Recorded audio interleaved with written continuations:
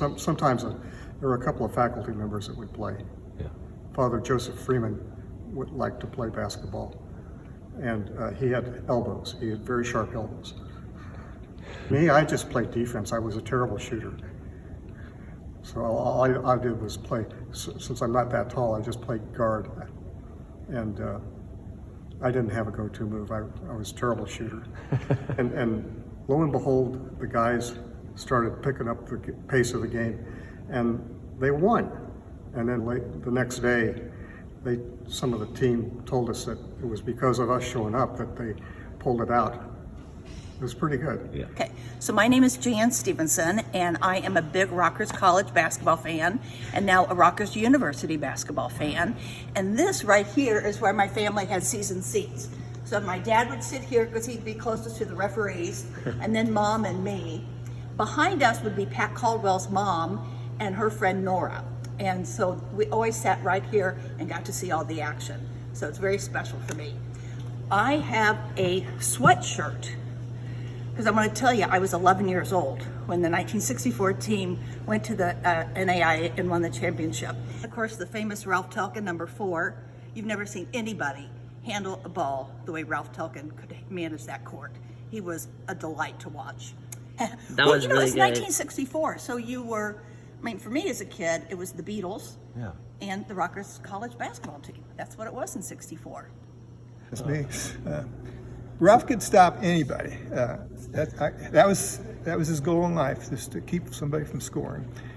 And he could be a center. He'd go in and play behind somebody. And sometimes we weren't doing very good, and coach would stop it and get on the phone and call up to the cafeteria and say, "Okay, hold the meal for those guys. They got some more work here to do tonight." So we'd be like an hour late getting up there, but they had our food ready, waiting for us.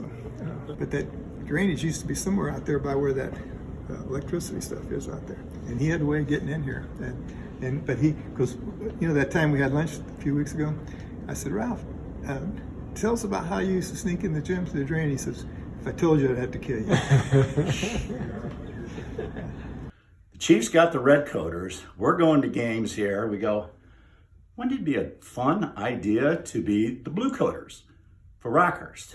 So we said, yeah, that sounds like a great idea. So we formed a group called the Blue Coaters. We're almost all SAEs, and we wore blue blazers to the game. 77 to 2021, we still have this group of guys that gets together. Rockhurst was very accommodating. They put our names on the seats. We sat right behind the bench, and we started going to the games. Well, as we started going to the games, we go, maybe we should do more. So then we started to have parties before the games, especially on the weekends. So the games that obviously were the more fun party games were St. Benedict's and Drury. So John Dampier hits a baseline shot to put Rockhurst up by a point for the number 1 team in the nation, undefeated, and Drury calls timeout.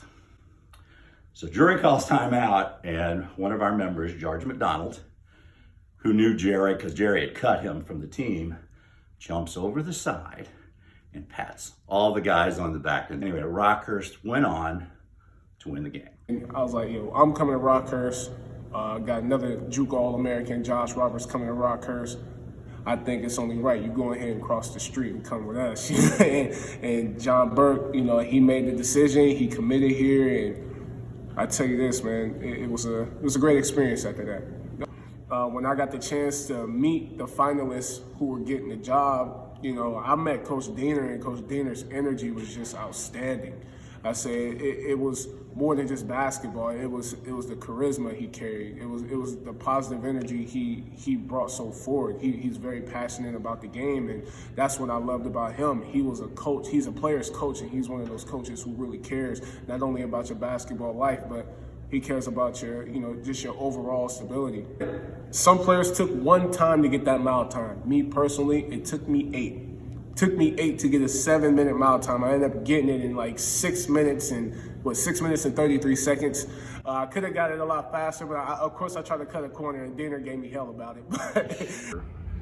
There at Rockhurst, just 10, 15 years ago. So, whether it was long road trips, long practices, beating Bellarmine when they were number 2 in the country, Southern Indiana when they were top 5, to get into the national tournament, going to 2 national tournaments. It's a special place to me, and I've got memories and friends that I'll cherish forever for the rest of my life. Some of my favorite moments have been coming from my teammates. I remember my freshman year, our first home game was a buzzer beater, and it was one of the best feelings ever. And I didn't even hit it. It was actually my roommate at the time, Eddie, and that was one of the best feelings ever. Probably one of the most favorite moments was when we played Benedictine in my junior year, and the gym was like completely packed. It was a blew out. Benedictine had their fans, we had our fans. It was a close game, came down to the wire, and we managed to pull it off, which was the best thing, and then celebrated. I just want to say thank you a lot, and I want to thank the people before me, and my teammates, all of my teammates since my freshman year that have stuck with me by my side the entire way. So, thank you.